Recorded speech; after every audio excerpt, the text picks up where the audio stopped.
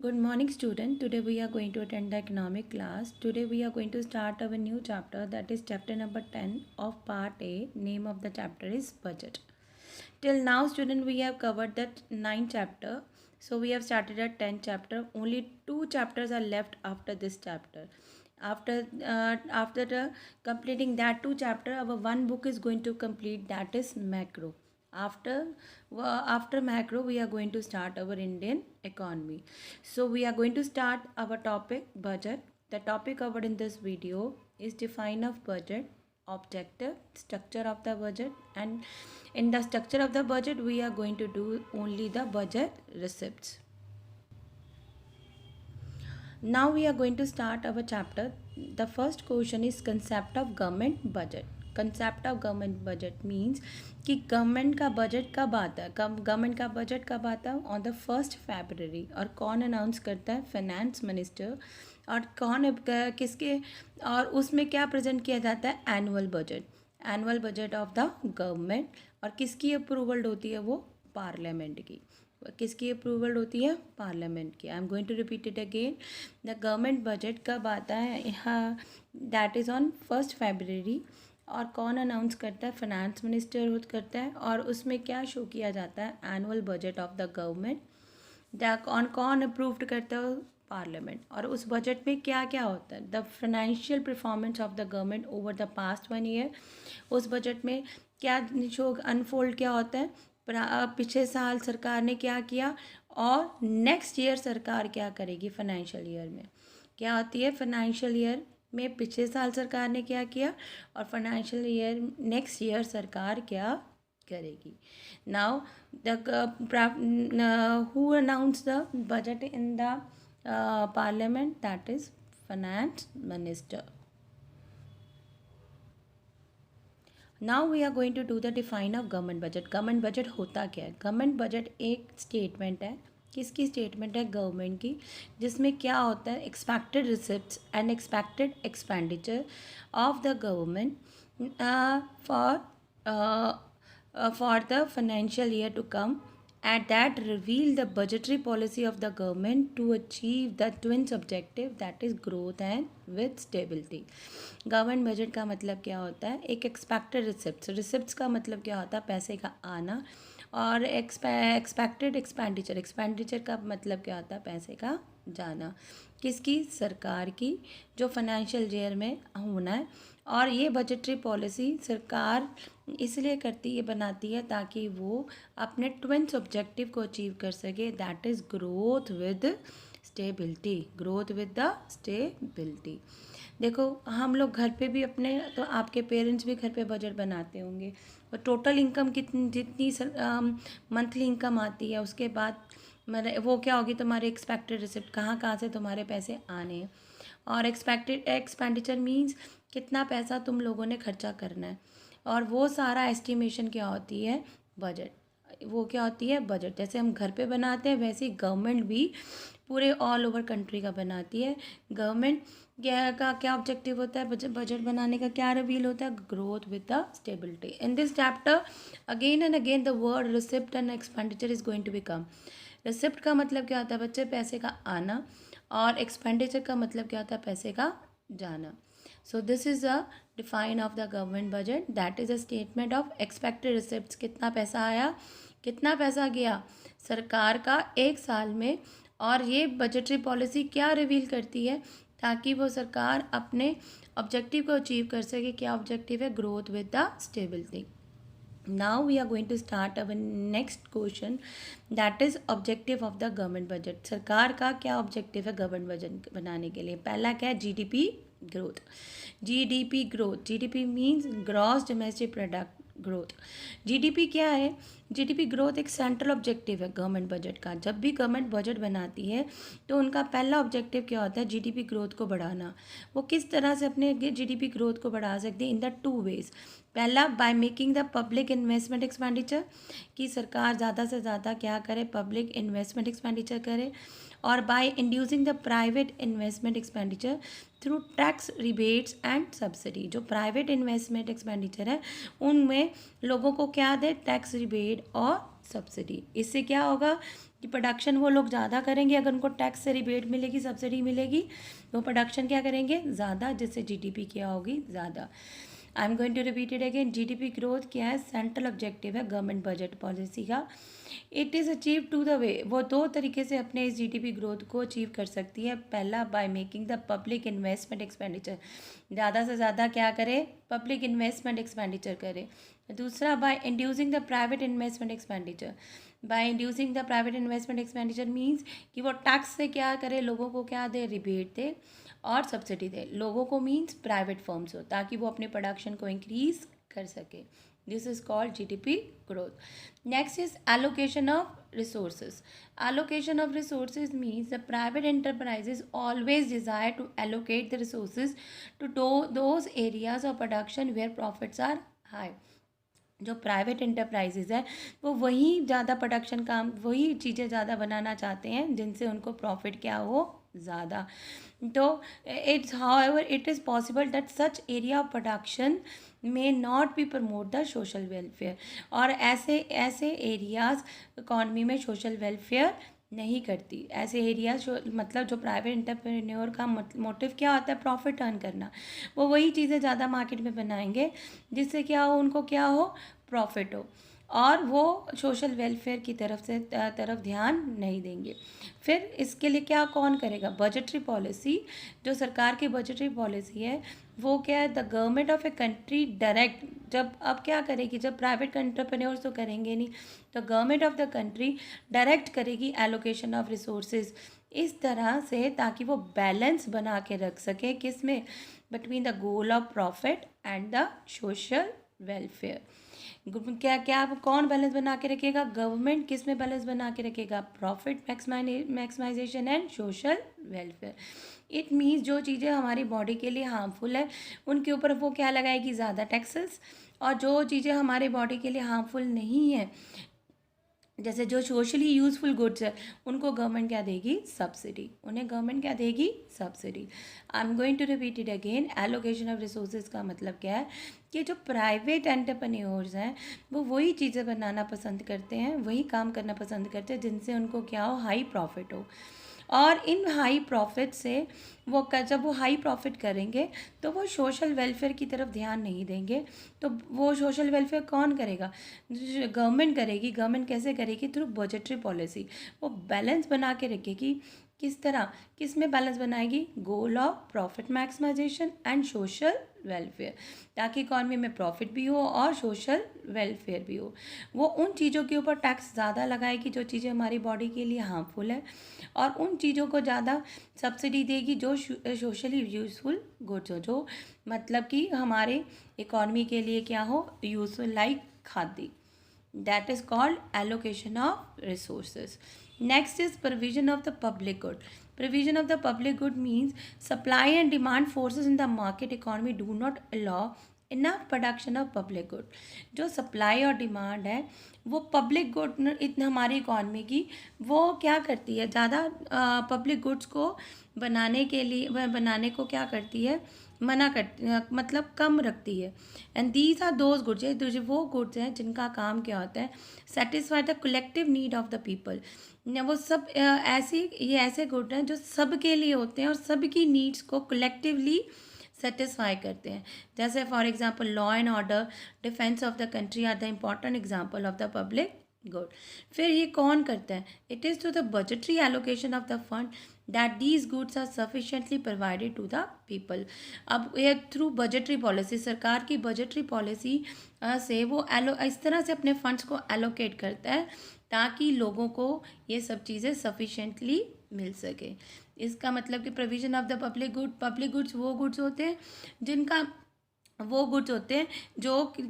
जिनका काम है कलेक्टिवली लोगों की वांट को सेटिस्फाई करना, और जो सप्लाई और डिमांड है इकॉनमी की वो इन चीज़ों को डज नॉट अलाउ इनफ, इन चीज़ों को ज़्यादा प्रमोट नहीं करती। किन गुड्स को प्रमोट ज़्यादा नहीं करती, public good.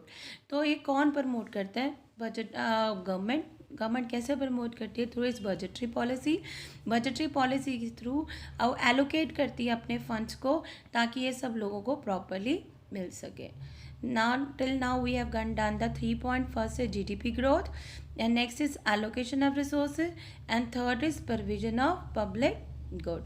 Now next is redistribution of income and wealth. Redistribution of income and wealth, ये बजट का बहुत इम्पोर्टेंट गवर्नमेंट बजट का बहुत इम्पोर्टेंट टॉप पॉइंट है, redistribution of income and wealth. Budget of the government show its comprehensive exercise on the taxation and subsidy. The government use the financial instrument. Government क्या use करती है? अपने financial instrument. Government के physical instrument कौन से हैं? Physical कौन से? Taxation and subsidy. With a view of improving the distribution of income and wealth in the economy. In this point, क्या बजट का जो गवर्नमेंट का बजट है वो क्या करता है? गवर्नमेंट बजट क्या चाहता है कि जो हमारी इकॉनमी जो इनइक्वल डिस्ट्रीब्यूशन ऑफ इनकम है वो सही हो सके, और वो गवर्नमेंट इस inequal distribution of income and wealth को कैसे सही करती है? थ्रू इस फिजिकल इंस्ट्रूमेंट. फिजिकल इंस्ट्रूमेंट कौन कौन से होते हैं? Taxation and subsidy. India is facing this problem right now. India में क्या है? इनइक्वालिटी ज़्यादा बढ़ती जा रही है. रिच लोग ज़्यादा रिच होते जा रहे हैं, पुअर लोग क्या होते जा रहे हैं? ज़्यादा पुअर होते जा रहे हैं. तो गवर्नमेंट अपनी कौन सी पॉलिसी यूज़ करती है? Physical instrument through taxation and subsidy. सरकार क्या करती है? इनमें बैलेंस लाने के लिए क्या करती है? वो क्या करते हैं? रिच लोगों के ऊपर ज़्यादा टैक्स लगाती है, और पुअर लोगों को क्या प्रोवाइड करती है? सब्सिडी. और जो BPL जो बिलो पॉवर्टी लाइन है उनको क्या करती है? सप्लाई करती है food grain at a low price, ताकि वो पॉवर्टी लाइन के नीचे ना आ जाए. तो redistribution of income and wealth mean government budget में कंप्रीहेंसिव एक्सरसाइज किसके ऊपर की जाती है? इनइक्वालिटी को हटाने के लिए. That is taxation and subsidy. Government use अपने फिजिकल इंस्ट्रूमेंट यूज़ करके वो कौन सी होती है? Taxation and subsidy. वो इस गैप को क्या करती है? ख़त्म करने की कोशिश करती है. वो क्या करती है? जो रिच लोग हैं उनके ऊपर ज़्यादा टैक्सेस लगाते हैं, और जो लोग पुअर होते हैं उन लोगों को क्या प्रोवाइड करती है? सब्सिडी. और वो और एक चीज़ और भी करती है. वो क्या करती है? सप्लाई करती है फूड ग्रेन. किसको फूड ग्रेन सप्लाई करती है? जो बिलो पॉवर्टी लाइन है, और उनको फूड ग्रेन सप्लाई जो करती है वो किस रेट पे प्रोवाइड करती है? नॉर्मल प्राइस पे. This is called redistribution of income and wealth. Next है balance regional growth. Balance regional growth mean India के जितने भी स्टेट्स हैं वो सारे इक्वली ग्रोथ हो. कहते हैं जो बजटरी पॉलिसी है गवर्नमेंट की, वो ज़्यादा प्रायोरिटी उन एरिया को दी जाती है जो कौन से होते हैं? बैकवर्ड. वो जो कौन से होते हैं? Backward.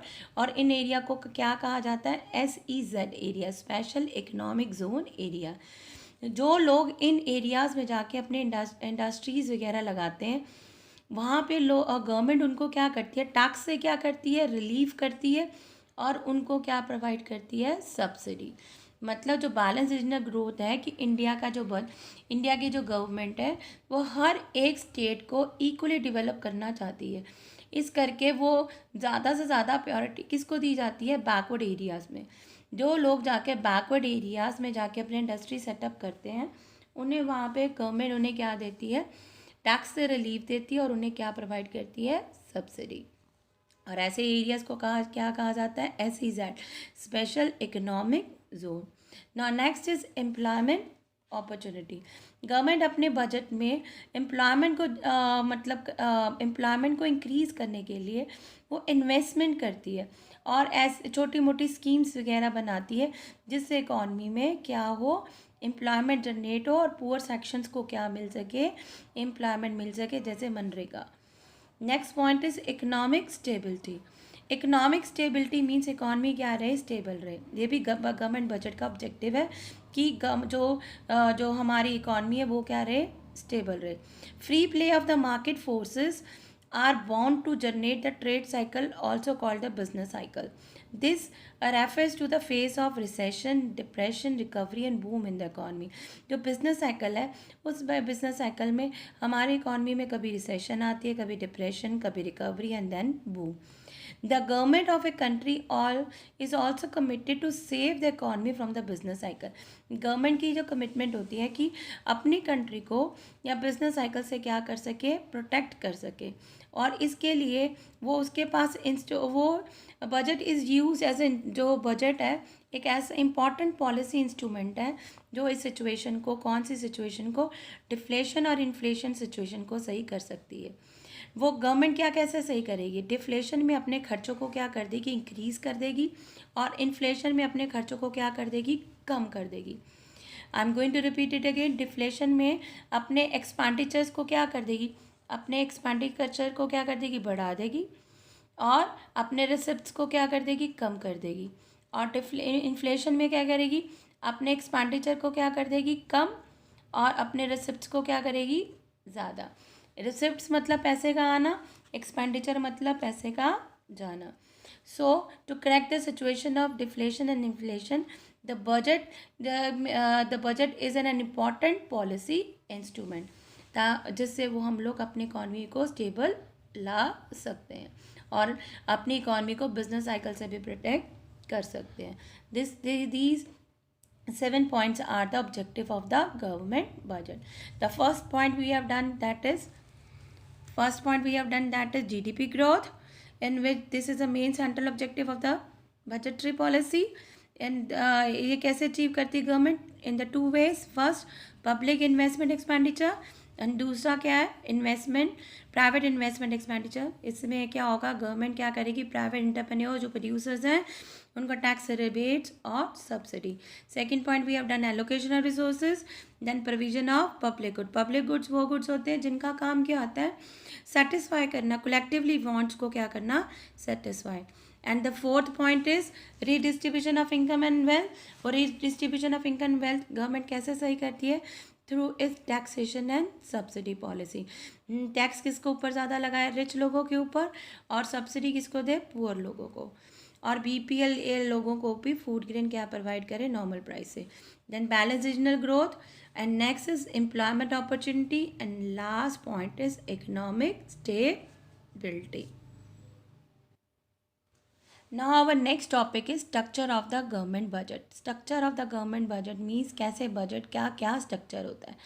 The first component is budget receipts and second is budget expenditure.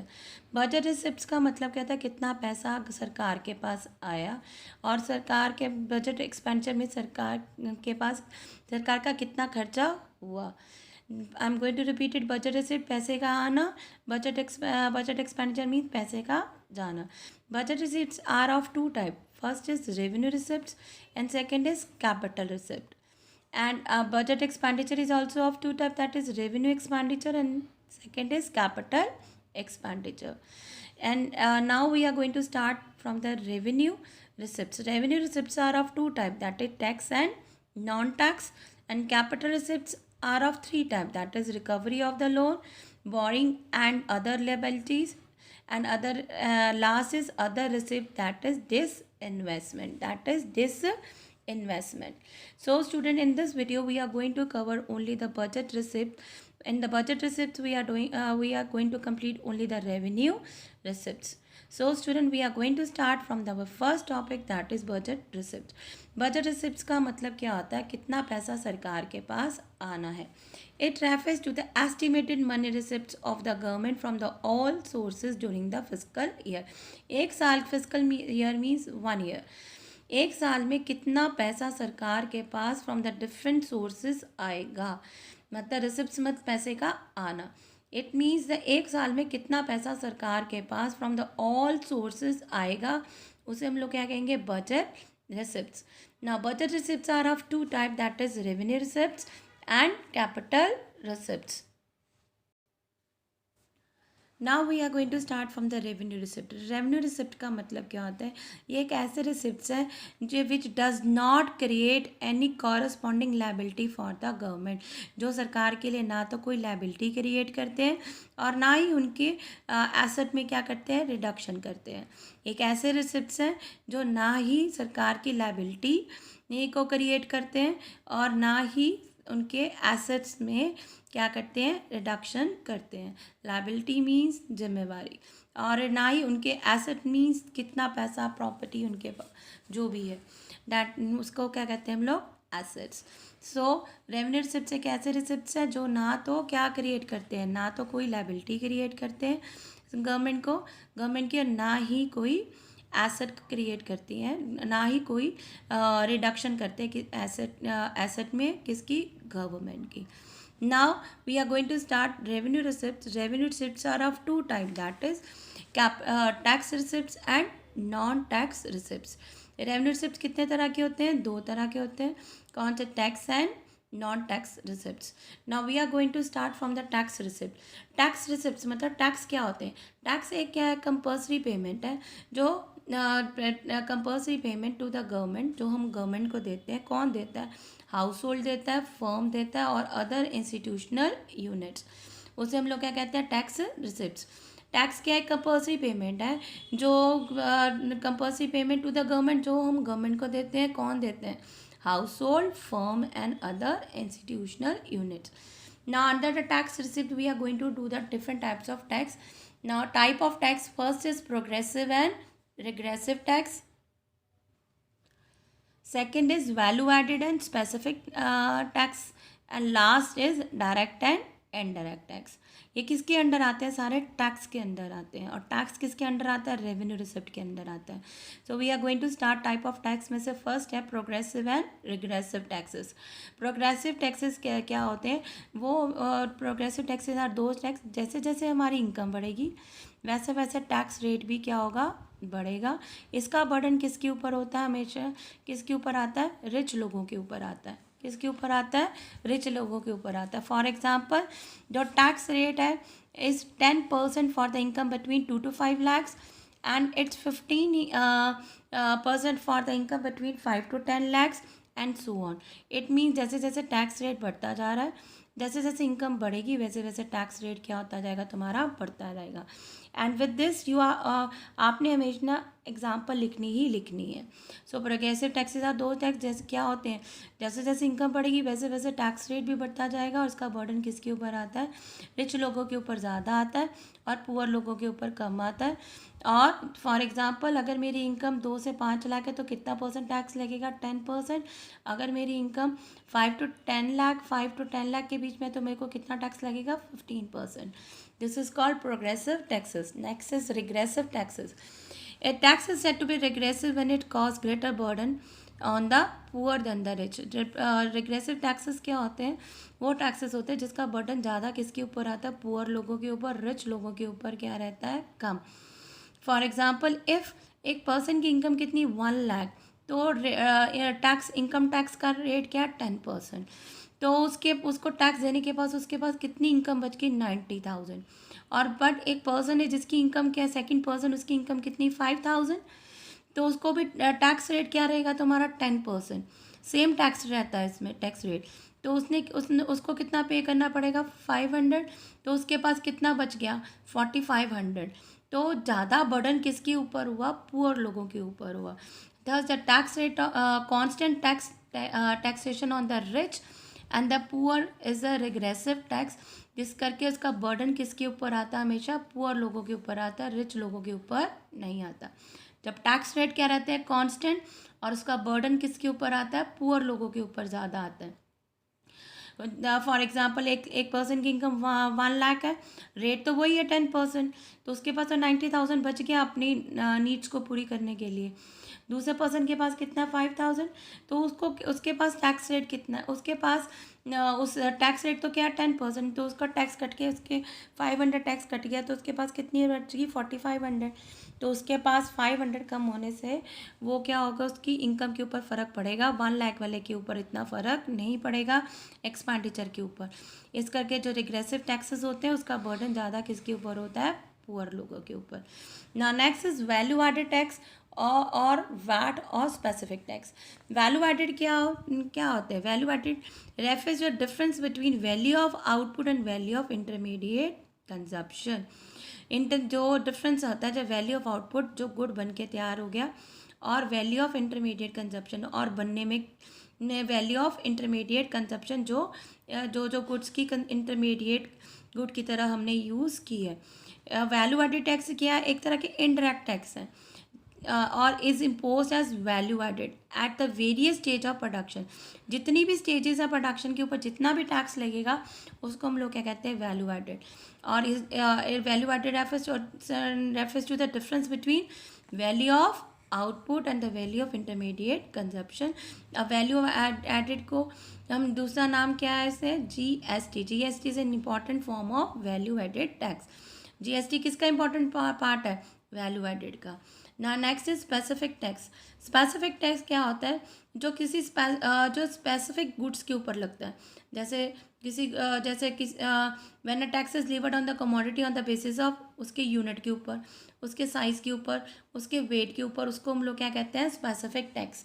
जब हम एयरपोर्ट जाते हैं तो जितना हमारा लगेज होगा उस हिसाब से हमारा उसका टैक्स होगा। कुछ साइज़ के ऊपर डिपेंड करते हैं टैक्स, जितना बड़ा साइज़ उतना ज़्यादा टैक्स, वेट यूनिट, उस हिसाब से जब टैक्स लगते हैं उसको हम लोग क्या कहते हैं, specific tax. Next is direct tax. Direct tax वो टैक्स होते हैं जिसका बर्डन हम लोग शिफ्ट नहीं कर सकते, जिस बंदे के ऊपर है उसी को ही बोर करना पड़ेगा। फॉर एग्जांपल इनकम टैक्स, इसका मतलब इसका बर्डन हम शिफ्ट नहीं कर सकते। इनकम टैक्स है, मेरी इनकम के ऊपर लगा है तो मुझे ही पे करना पड़ेगा। इनकम टैक्स जिसके ऊपर लगता है उसी को ही बोर करना पड़ता है, हम वो दूसरे बंदे की तरफ इसको शिफ्ट नहीं कर सकते।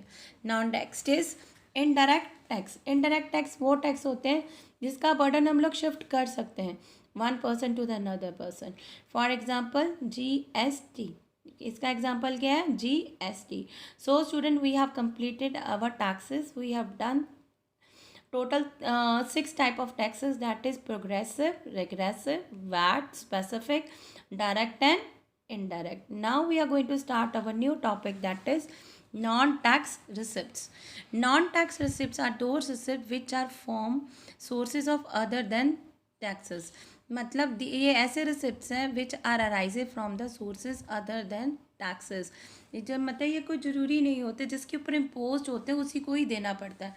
इसके अंदर नॉन टैक्स रिसिप्ट्स के अंदर टाइप्स है कौन से, पहले फ़ीस होती है। जब भी हमने गवर्नमेंट की कोई भी जैसे हमने रजिस्ट्री करानी है, बर्थ सर्टिफिकेट लेना है या हमें डेथ सर्टिफिकेट लेना है, पासपोर्ट बनाना है, कोर्ट फीस लेनी है, तो हमें गवर्नमेंट को कुछ ना कुछ फ़ीस डिपॉजिट करानी पड़ेगी। The fees is a payment to the government for the services that he render for the people.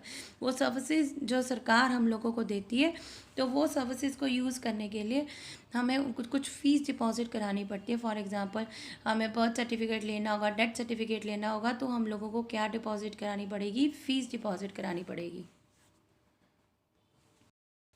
Next is fine. Fine मतलब जब आप गवर्नमेंट की किसी भी प्रॉपर्टी को ख़राब करोगे या डैमेज करोगे तो गवर्नमेंट आपको क्या लगाएगी, fine. Next is escheat. Escheat का मतलब क्या होता है, कोई पर्सन अगर उसका कोई लीगल हायर नहीं है, कौन नहीं है, लीगल हायर नहीं है, तो वो प्रॉपर्टी सारी की सारी किसके पास चली जाएगी, it make the revenue out of it, वो गवर्नमेंट की रेवेन्यू बन जाएगी। अगर किसी प्रॉपर्टी का कोई लीगल हायर नहीं है तो वो सारी की सारी प्रॉपर्टी किसकी रेवेन्यू बन जाएगी, गवर्नमेंट की। Next is special assessment. Special assessment is that payment which is made by the owner of the those properties whose value has been appreciated to the government development activities of the government, appreciated due to the development activities of the government। किसी property का rate बढ़ जाना कब, जब government की कुछ improvement कर देना, जैसे रोड बना दी, कुछ प्रोवाइड कर दिया, तो उस प्रॉपर्टी का जो क्या कहते हैं रेट बढ़ जाएगा, तो टैक्स तो बढ़ेगा ही बढ़ेगा, तो वो क्या करेगी, वो किसकी रेवेन्यू बन जाएगी, गवर्नमेंट की। For example when a result of construction of road and provision of sewerage system और construction of drain the value of neighbouring property और रेंटल वैल्यू अप्रिशिएट होगी, that is a part of the development expenditure is recovered from the owner of such property by the way of special assessment। सरकार उनको कैसे उनसे लेगी, through the special assessment। next is income from the public enterprises। Public सरकार की income आनी कहाँ से, पब्लिक एंटरप्राइजेस है जो सरकार की अपनी है। Several enterprises are owned by the government. कौन कौन से, जैसे इंडियन ऑयल है, इनका सारा का सारा जो भी प्रॉफिट है वो कोई किस, वो सारी किसकी रेवेन्यू बनती है, गवर्नमेंट की बनती है। वो किसकी बनती है, गवर्नमेंट की। Next is income from the sale of spectrum like 2G और 3G। Income from the sale of has emerged a significant source of non-tax receipts of the government। Next क्या, ग्रांट एंड डोनेशन। जब government को कोई grant और donation बनते, grant are also source of government revenue. Grant क्या है, government की source है। ग्रांट मतलब कोई भी कंट्री किसी इंडिया को ग्रांट दे दे तो वो भी क्या बन जाएगी, या डोनेशन दे दे वो भी क्या बन जाएगी, या गवर्नमेंट की एक रिसिप्ट बन जाएगी। और जब ग्रांट और डोनेशन कब दी जाती है, जब कोई अर्थक्वेक आ गया या कोई फ्लड आ गया तो एक कंट्री दूसरी कंट्री की मदद करेगी, या कंट्री के अंदर जब कोई मदद करेगा तो वो क्या बन जाएगा, ग्रांट एंड डोनेशन, और वो गवर्नमेंट की क्या बन जाएगी, रेवेन्यू। सो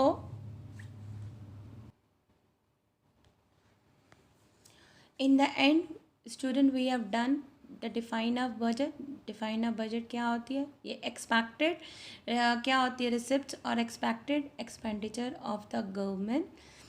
और गवर्नमेंट ने अपनी तो बजटरी पॉलिसी वो दो ऑब्जेक्टिव्स को अचीव करना चाहती है, वो कौन सी, growth with stability. Then you have done the objectives. Define के बाद आपने क्या किया था, objective, 7 objective you have done. After the word you have done the structure. Structure में हमने क्या किया, बजट रिसिप्ट्स।